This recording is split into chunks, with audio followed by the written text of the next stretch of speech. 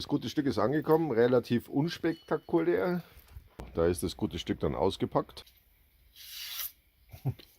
Die schneidet doch ganz gut, ja. Ist ungefähr 4 Meter.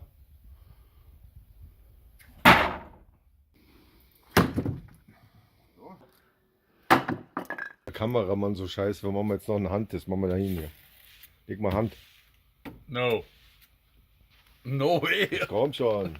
Das ist doch nur ganz kurz, das tut nur ganz kurz weh. So, den ganzen Testbericht gibt es übrigens auf meinem YouTube-Kanal.